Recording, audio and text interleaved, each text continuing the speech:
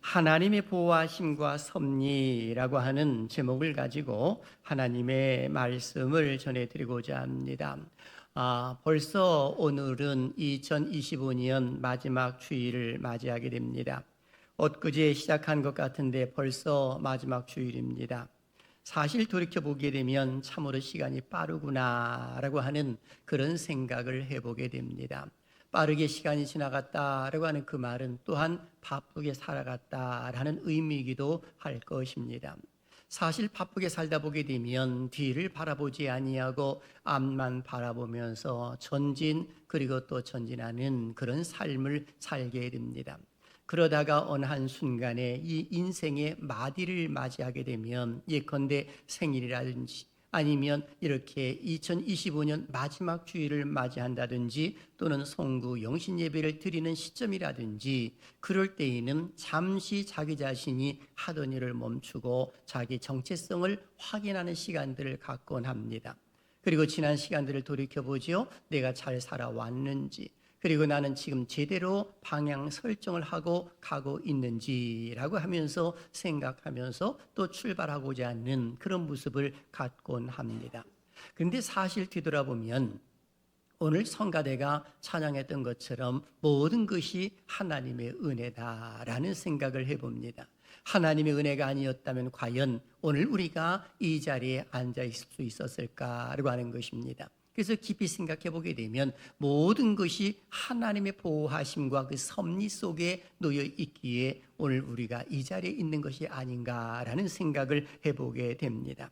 하나님의 섭리라고 말을 했을 때에 성경 속에서 하나님의 섭리를 잘 표현해 주는 성경 구절이 있습니다. 로마서 11장 36절이거든요. 같이 읽어볼까요? 시작. 이는 만물이 주에게서 나오고 주로 말미암고 주에게로 돌아감이라. 그에게 영광이 세세에 있을지어다. 아멘. 바로 여기 말씀 보게 되면 모든 만물이 주에게서 나오고 주로 말미암고 주에게로 돌아간다라고 이렇게 기록이 되어 있습니다. 이것이 바로 하나님의 섭리. 그래서 섭리라고 말을 했을 때에 이 섭리는 하나님이 세상을 만드신 후에 방치해 놓으신 것이 아니라 그것을 다스리시고 통치하신다는 그 사실을 알려주고 있는 겁니다. 그래서 섭리라고 말했을 때는 두 가지 섭리가 있습니다. 일반 섭리와 특별 섭리가 있습니다. 일반 섭리라고 말을 했을 때는 자연 법칙과 우주 질서를 하나님께서 친히 다스리심으로 인하여서 이 믿지 아니하는 자들도 그 영향력 아래 머물도록 하는 것이 일반 섭리라고 표현을 하고,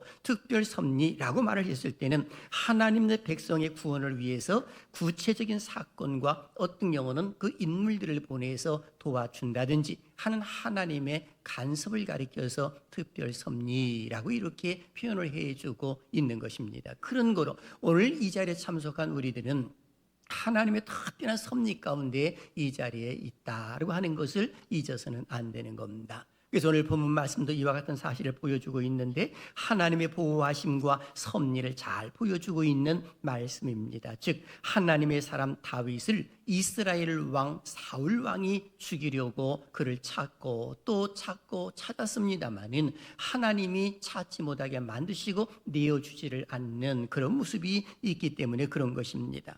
하나님 사람 다윗을 이스라엘의 새 왕으로 세우시려는 하나님의 보호하심 때문에 아무리 사울 왕이 많은 군사를 동원을 해서 다윗을 추격을 하고 찾으려고 했습니다마는 결코 이 다윗을 해하지를 못했더라라고 말할 수가 있는 겁니다.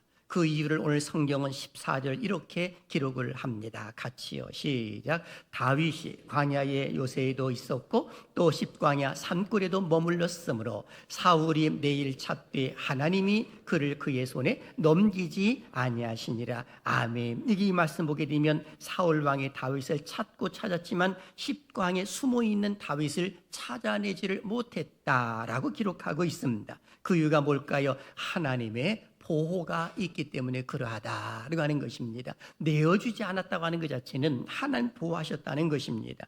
오히려 하나님은 불안에 떨고 있는 다윗을 위하여서 사울 왕의 아들이라고 할 수 있는 요나단을 보내주셔서 그리고 다윗을 위로하고 격려하도록 만드시는 그런 모습이 오늘 본문 속에 잘 기록이 되어 있더라라고 하는 것입니다.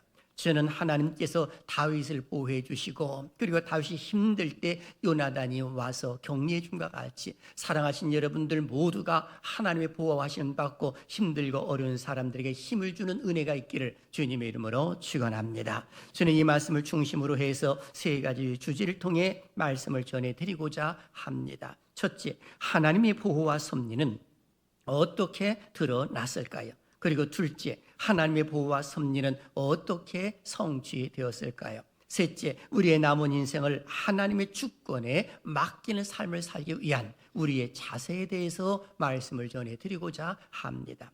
사실 세상에 많은 사람들은 우연이라는 말을 많이 하곤 합니다. 그러나 우리 기독교인들은 우연이라는 말을 쓰지를 않습니다. 우연이라는 말을 쓰는 세상 사람들은 윤회 사상을 믿는 그런 모습 가운데서도 나타나 있는 것 아니겠습니까? 하지만 우리 기독교인들은 모든 것이 하나님의 섭리이지 우연이라는 말을 쓰지를 않습니다.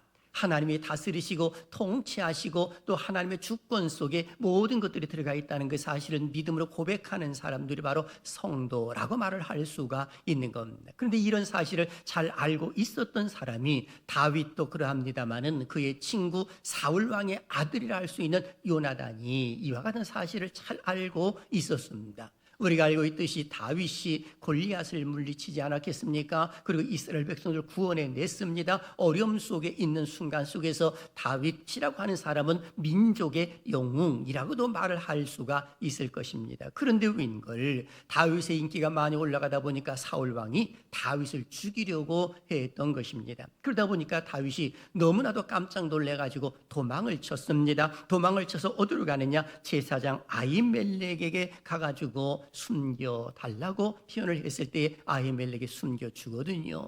그러다 보니까 나중에 이것이 들통이 났습니다. 사울 왕이 화가 나가지고 아히멜렉과 그의 가족들을 멸족시킵니다. 그리고 그뿐만이 아니라 그와 함께 있었던 85명의 제사장들까지 그리고 그의 가족과 함께 역적으로 몰려 죽임을 당했다는 사실이 사무엘상 22장 18절에 잘 기록이 되어 있습니다. 다윗이 너무나도 깜짝 놀라서 다시금 또 도망을 갑니다. 그일라 지역으로 도망을 갔던 것이죠. 그일라 지역에 피신하고 있는데 웬걸 블리셋 사람들이 쳐들어왔다고 하는 이야기를 듣고 그일라 사람들이 어려움을 당하는 겁니다. 그때 다윗은 자기와 함께 했던 병사들과 함께 그리고 이제 그일라 사람들을 구해내는 그런 모습들이 일어났습니다. 그런데 이것이 화근이 되었습니다. 그일라 사람들을 구해냈는데 그일라 사람 중에 하나가 그리고 사울 왕에게 가가지고 지금 다윗이 그일라 지역에 숨어 있습니다 라고 하는 것을 보고를 했던 겁니다. 이때 사울 왕은 수천 명의 병사를 이끌고 그리고 다윗을 잡으려고 쫓아왔던 겁니다.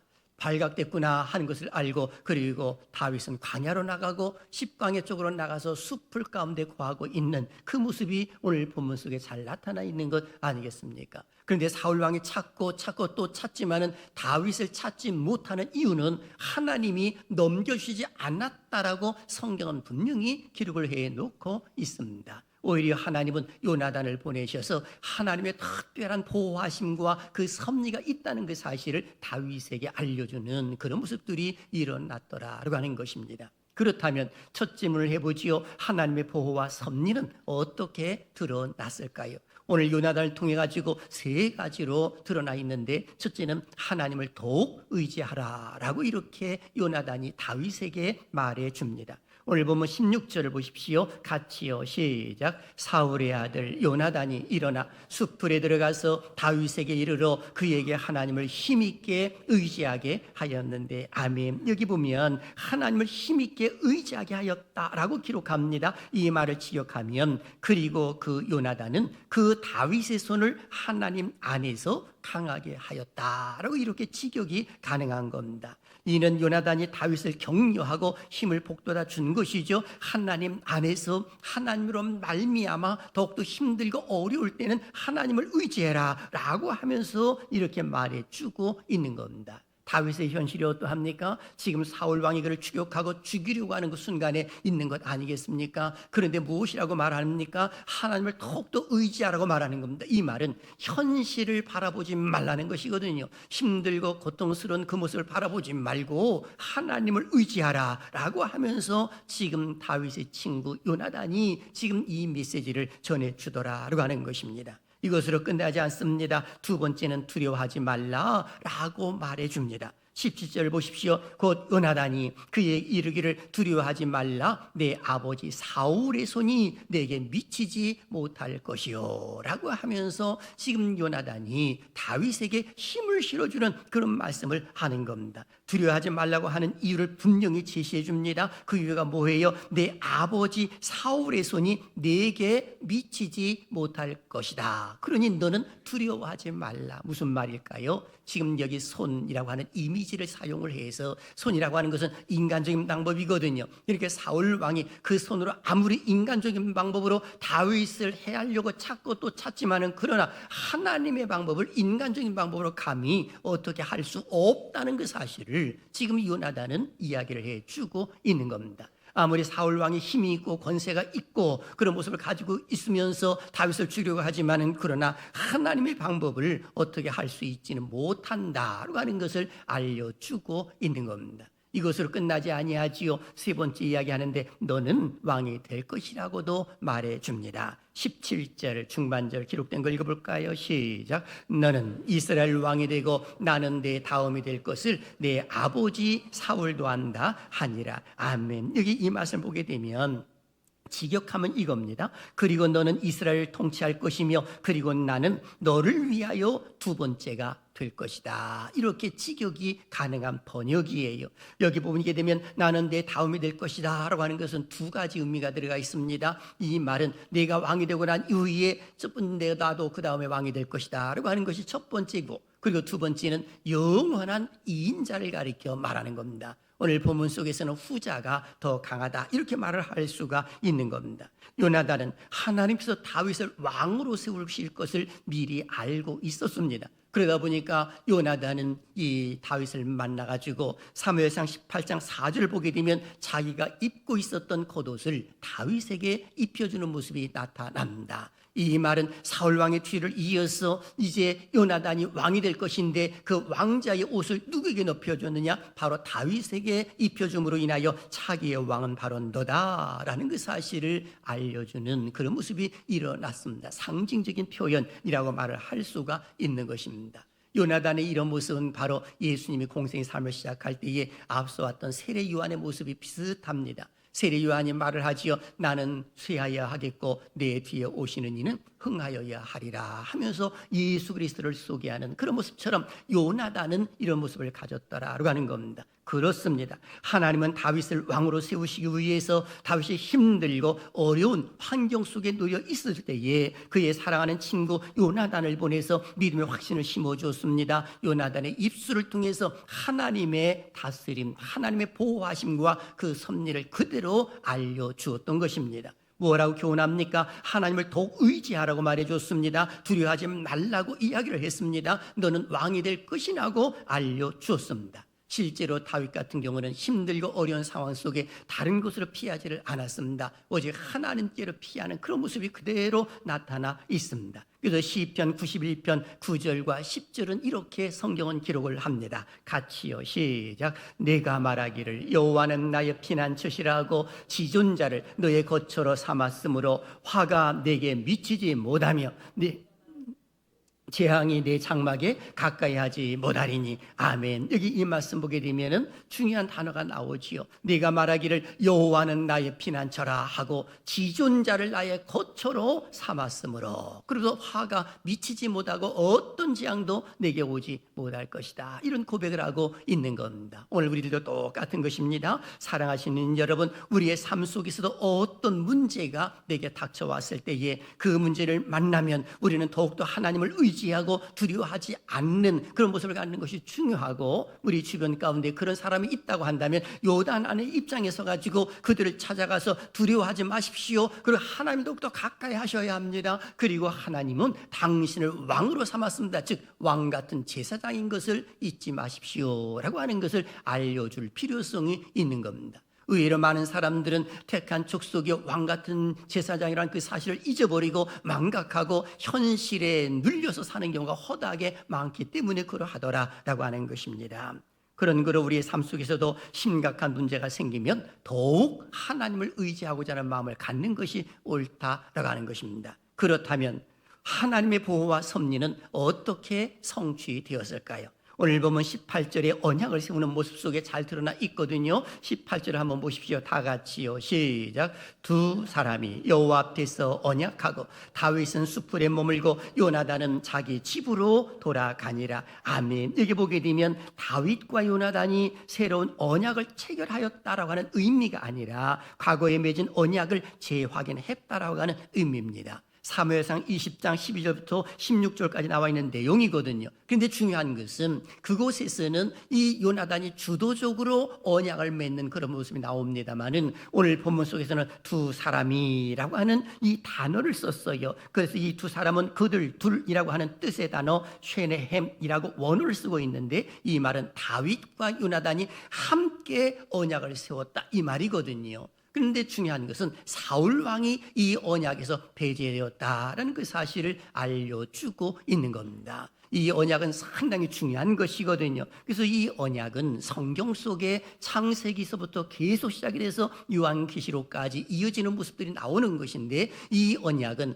한 곳에 머물러 있는 것이 아니라 점진적인 계시라고도 이 표현을 해주고 있습니다. 하나님이 점진적으로 계시라는 것이죠. 예를 들면 하나님은 한꺼번에 모든 계기를 밝히지 아니하시고 인류 역사적 맥락에 따라서 조금씩 자신의 계획을 알려주고 보여주는 것이 점진적 계시라고 이렇게 표현을 해놓고 있는 겁니다. 그런 거로 지금 다윗과 요나단이 언약을 맺는 것은 점진적 계시 가운데 한 부분이라고도 표현할 수가 있고, 먼 훗날 이제 다윗이 왕이 되고 모든 것들을 이제 회복시키는 걸 모습 가운데서 하나님께서는 요나단의 아들 무비보셋을 자기 왕실에 함께 거하면서 식탁도 나누면서 그를 돌봐주려고 하는 그런 모습들까지도 성경은 기록을 해놓고 있음과 동시에 하나님께서는 다윗과 다시금 언약을 맺으십니다. 바로 점진적 계시 가운데 하나거든요. 역대상 17장 11절 한번 같이 한번 읽어봅니다. 시작. 내 생명의 연한이 차서 내가 조상들에게로 돌아가면 내가 내 뒤에 내 씨 곧 내 아들 중 하나를 세우고 그 나라를 견고하게 하리니. 아멘. 여기 보면 내 씨라고 표현해주고 있고 네 아들 중 하나를 내가 세우고 그 나라를 견고하게 할 것이라고 말합니다. 네 씨는 가깝게는 솔로몬을 가리켜 말할 수 있겠습니다만 길게 보게 되면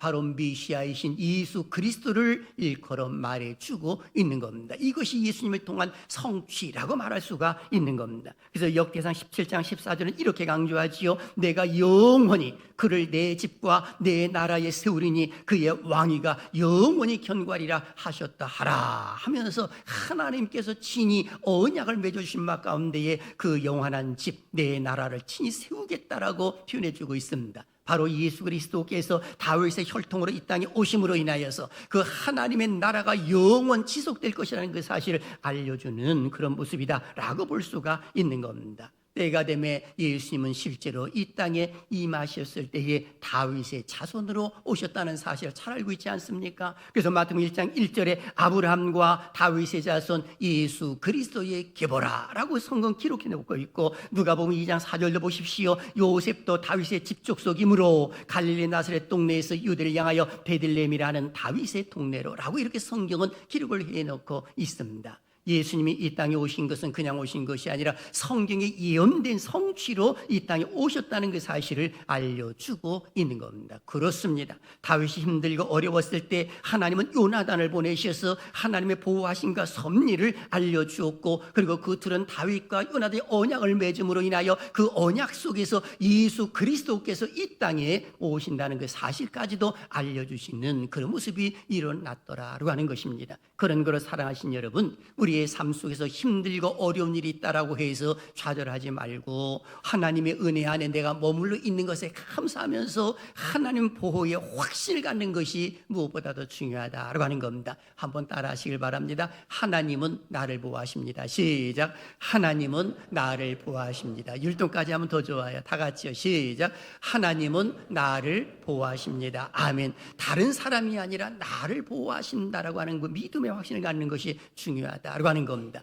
그런 거로 저는 사랑하신 여러분들 모두가 다 남은 인생 어떻게 사는 것이 옳을까? 하나님의 주권 속에서 우리가 삶을 살아가야 되는데 두 가지를 꼭 기억을 하셨으면 좋겠습니다. 첫째, 하나님을 의지하고 나아가는 삶입니다. 여러분 2025년 동안 잘 지내온 것 하나님의 은혜인 줄로 믿습니다. 새해에도 더욱더 하나님을 의지해야 될 줄로 믿습니다. 이것은 아무리 강조해도 지나치질 않습니다. 오늘 성경 속에서도 요나단은 힘든 상황에 놓여 있는 다윗에게 더욱 하나님을 의지하라 라고 말합니다. 그리고 두려워하지 말라, 너는 왕이 될 거야 하면서 위로해주고 격려를 해 주었습니다. 여러분 이것보다 더 큰 격려가 어디 있습니까? 이것보다 더 큰 위로가 과연 어디 있을까라는 생각을 해보는 것이지요. 오늘 우리 가운데는 다윗이 처했던 것과 같이 절체절명의 위기에 처해 있는 사람들도 있을 수 있습니다. 이러한 위기를 만날 때 제일 먼저 할 일이 뭐냐라고 했을 때 물론 각기 사람마다 다르겠습니다만은 우리가 할 수 있는 일이 뭐냐 했을 때 하나님을 더욱더 가까이 하는 것입니다.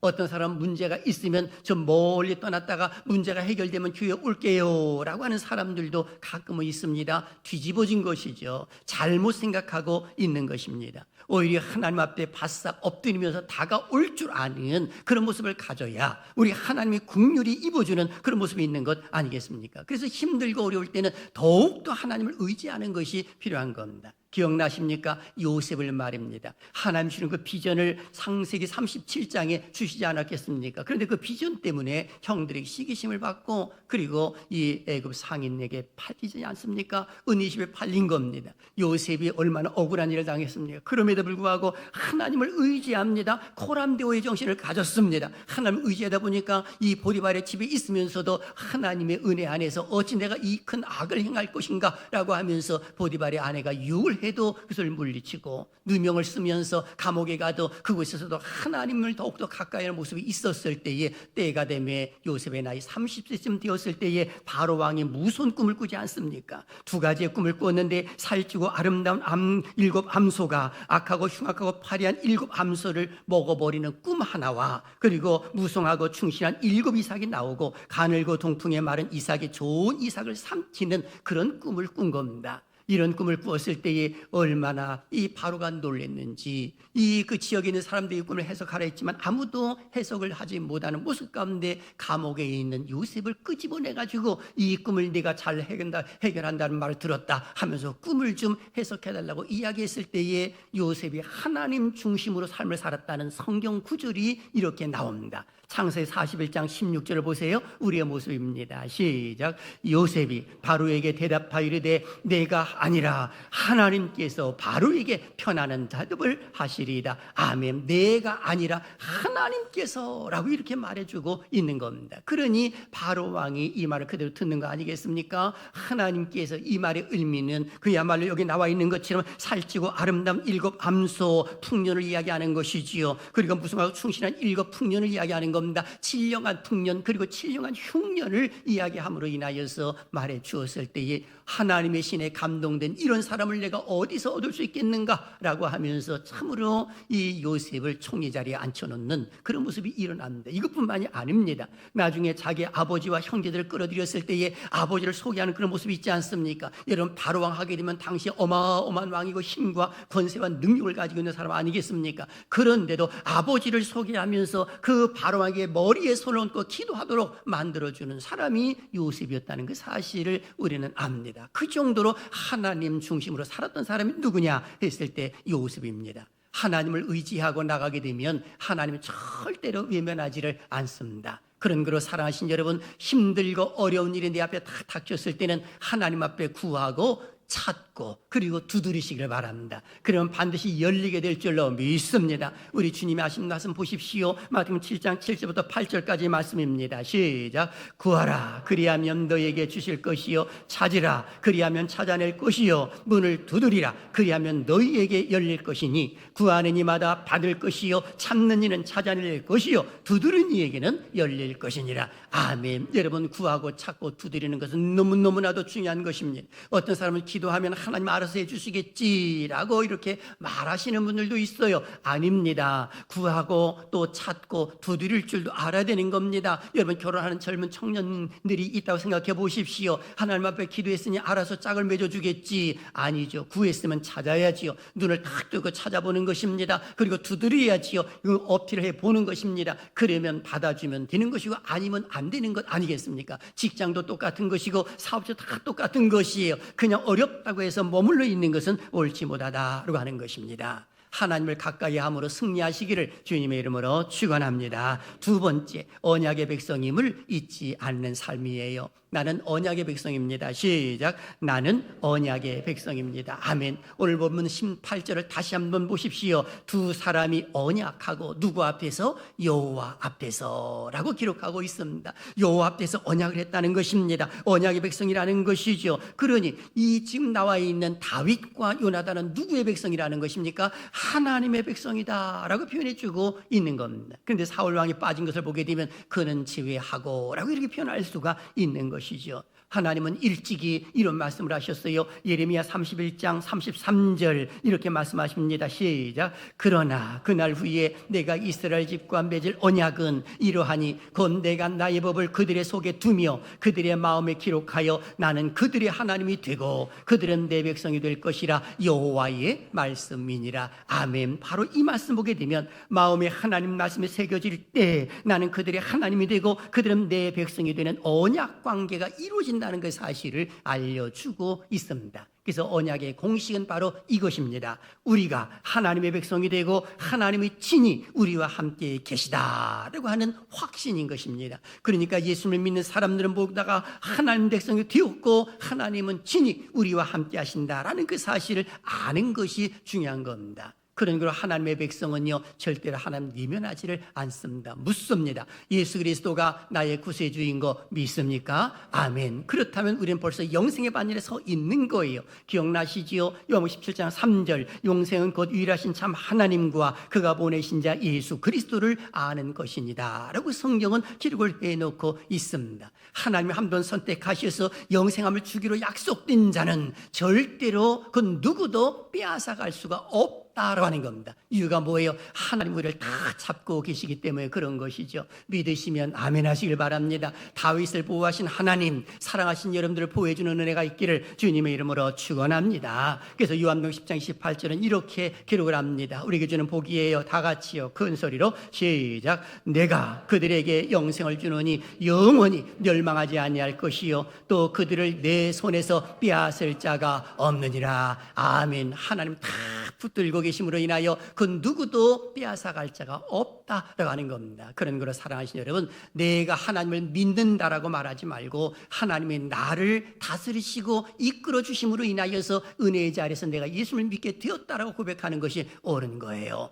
왜 그런지 아시죠? 내가 믿었다라고 하게 되면 어느 순간 이제는 그걸 다 놓을 수가 있는 거예요. 예컨대 여러분 어린 아가와 엄마가 한번 길을 간다고 생각해 보십시오. 이제 걸음마를 시작한 그 아가가 막 걸어갑니다. 엄마가 손을 잡으려고 하니까 안 잡아도 된다라고 하면서 뿌리치고 막 갑니다. 그러다가 넘어지죠. 그러니까 엄마가 또 잡아주려고 하니 아니야 내가 잡을 거야 합니다. 그래서 아가가 엄마 손을 잡습니다. 그런데 웬걸 얼마 가지 못하다가 또 엄마 손을 놓치고 넘어집니다. 그때 엄마가 생각하죠. 거봐라 하면서 이제 내가 잡아줄게. 아이의 손을 딱 잡고 갑니다. 이제는 앞에 장애물이 있어도 문제가 되지를 않습니다. 구정물이 있어도 문제가 되지 않지요. 그 아이를 그에 번쩍 들어서 옮겨 주실 것이기 때문에 그렇습니다. 엄마가 손을 잡고 있으면 그 아이는 안전하고 건강하듯이 우리 하나님께서 우리 상계자들을 잡아주시고 사랑하시는 분들 잡아주시고 이 나라의 민족을 잡아주시면 안전하게 될 줄로 믿습니다. 그 하나님이 우리 하나님인 것을 우리가 잊어서는 안 된다라고 하는 것입니다. 그런 거로 우리는 살다 보게 되면 어려움이 있을 수 있는 것입니다. 그때 이걸 어떻게 해결할 것이냐라고 하는 것이 중요한 것이죠.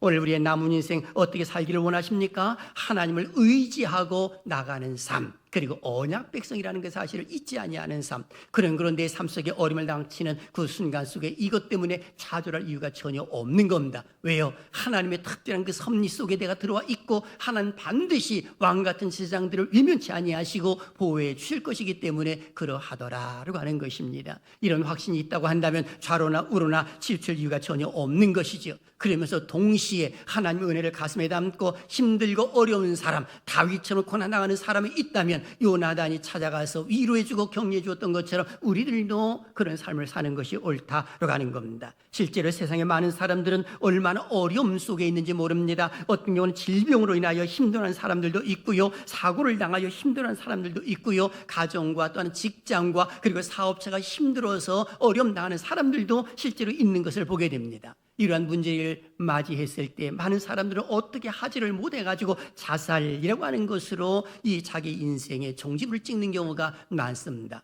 어느 통계자를 보니까 최소한도 하루에 35명 이상씩 자살한다라고 하는 그런 통계를 제가 읽어본 바가 있습니다. 참으로 무서운 것 아니겠습니까? 왜 그렇습니까? 문제를 해결할 능력이 없기 때문에 그런 겁니다. 그런데 우리에게는 하나님 분명히 답을 주셨거든요. 이 문제를 해결할 수 있는 열쇠를 우리에게 주신 겁니다. 그것이 뭐예요? 바로 다윗의 자손 가운데 예수 그리스도를 이 땅에 보내주심으로 인하여 예수 그리스도의 이름으로 우리는 모든 문제를 해결할 수 있는 능력이 있더라라고 하는 겁니다.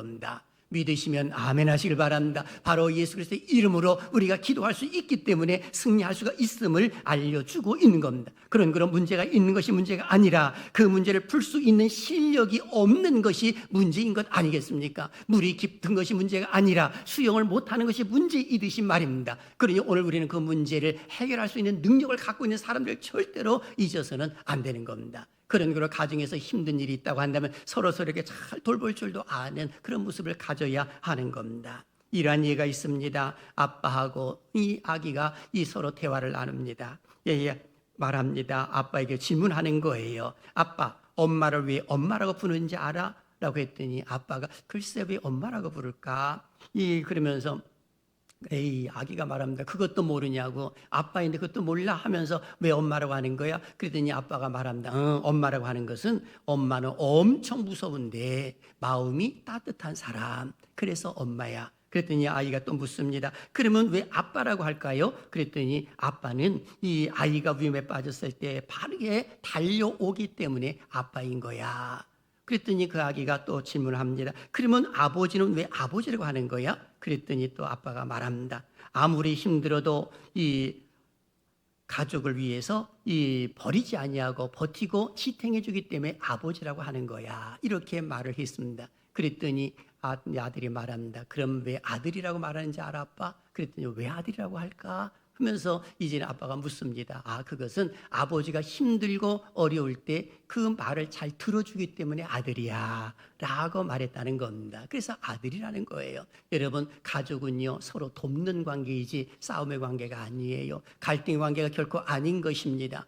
바라기는 교회 안에서도 우리는 한 가족 아니겠습니까? 성도들은 모두가 우리는 한 가족이에요. 주 안에서 한 형제라고도 사도 바울은 강조해 주고 있는 것 아니겠습니까? 바라기는 올 한 해 잘 마무리하고 무엇보다도 천국 가는 그 순간까지 예수를 잘 믿는 믿음의 은혜가 있기를 주님의 이름으로 축원합니다. 사랑하신 여러분, 다윗은 위기를 당했지만 하나님의 보호하심과 섭리 안에서 이스라엘 성군이 된 것처럼 오늘 우리들도 하나님의 보호하심 속에서 올 한 해 잘 마무리하고 내년에는 더 크게 비상하는 은혜가 있기를 주님의 이름으로 축원합니다.